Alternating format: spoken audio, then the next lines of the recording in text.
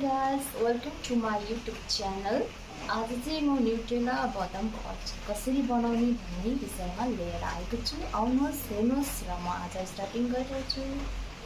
यहाँ चाहिँ मैले सानो खालको न्युट्रेला लिएको छु किनभने चाहिँ यहाँ चाहिँ न्युट्रेला काट्नु पर्दैन, त्यही भएर मैले सानो पिस न्युट्रेला लिएको छु।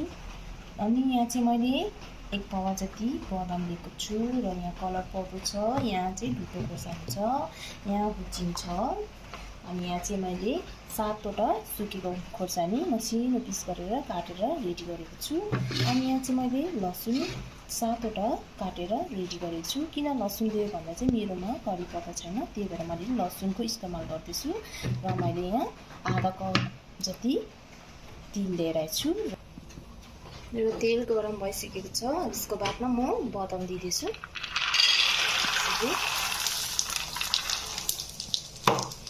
बदामलाई यसरी म चलाउनेछु।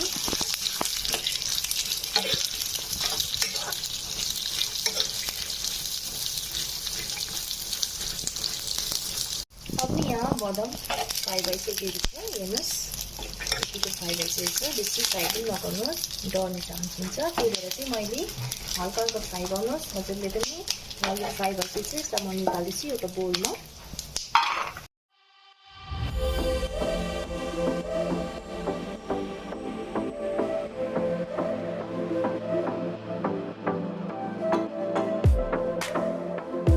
र अब चाहिँ म यसको बादमा चाहिँ म न्युट्रेला फ्राई गर्न गइरहेको छु।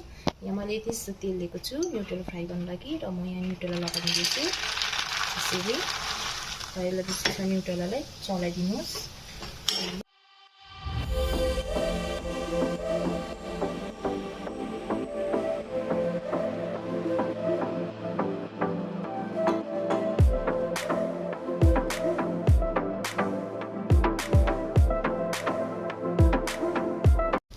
अब चाहिँ म यो न्युट्रेला फ्राई भइसकेको छ, हेर्नुहोस् यतिको कालो कालो भएर भइसकेको छ। यसलाई म निकाल्दैछु एउटा बोलमा। म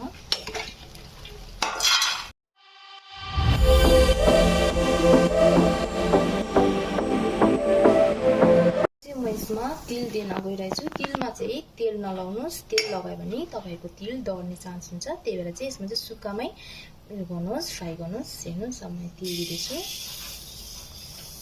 तेलले गर्दा चाहिँ डढ्ने चान्स हुन्छ, त्यही भएर राम्रोसँग फ्राई पनि हुँदैन। अब तिल पनि फ्राई भइसकेको छ, हेर्नुहोस् यतिको ब्राउन ब्राउन भइसकेको छ। अब तिल यसरी तपाईँहरूले सुक्खा तेललाई चाहिँ यसरी फ्राई गर्नुभयो भने चाहिँ यस्तो हुन्छ। र तेल लाउनु भयो भने चाहिँ तपाईँहरूको तेल सबै डढ्ने चान्स हुन्छ। त्यही भएर चाहिँ सुक्खै फ्राई गर्नुहोस्। र तेल सबै ब्राउन भइसकेको छ। अब म तिललाई पनि निकाल्दैछु यसमा। अब चाहिँ म यसमा सुक्खा खोर्सानी दिन गइरहेको छु। सुक्खा खोर्सानीको लागि चाहिँ अलिकति मात्रै तेल दिनुहोस्, किनकि सुक्खा खोर्सानीको लागि बेसी तेल चाहिँदैन, त्यही भएर। र म अब यसमा सुक्खा खोर्सानी दिन गइरहेको छु। सुक्खा खोर्सानी पनि फ्राई भइसकेको छ। अब चाहिँ म लसुनको लागि तेल दिँदैछु अलिकति मात्रामा।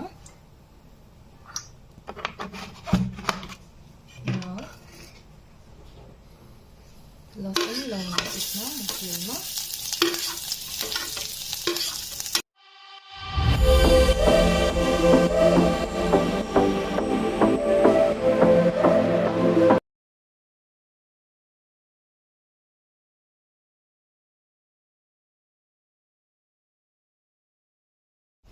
अब चाहिँ यहाँ सबै फ्राई भइसकेको छ र मैले एउटा बोलमा लिइसकेको छु। अब यसमा के लाउनुपर्छ र के लगाएर मिक्स गर्नुपर्छ भन्ने म देखाउँदैछु। हेर्नुहोस् फर्स्ट म यसमा ढुट्टो खोर्सानी ल्याउँदैछु।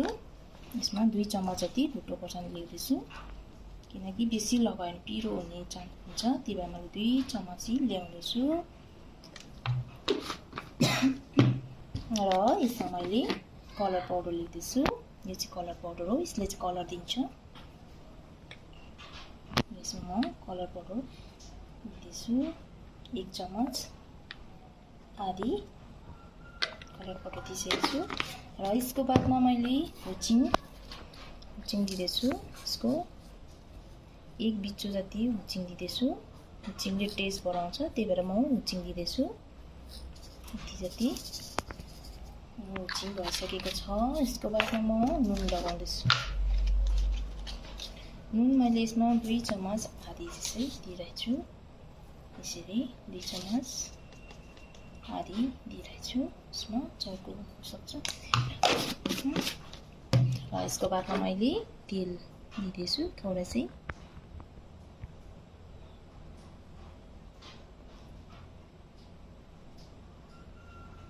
यो रेडी भइसकेको छ। अब यसलाई म चलाउन गइरहेको छु। यसलाई मिक्स गर्न गइरहेको छु। यो सबै लगाएपछि हेर्नुहोस्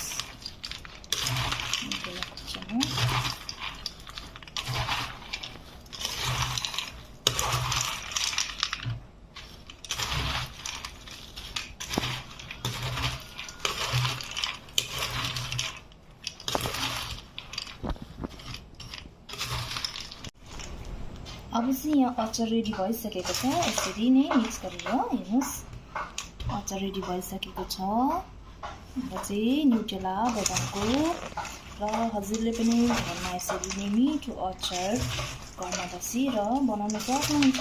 न्युट्रेला बदामको अचार र यो अचार रेडी भइसकेको छ।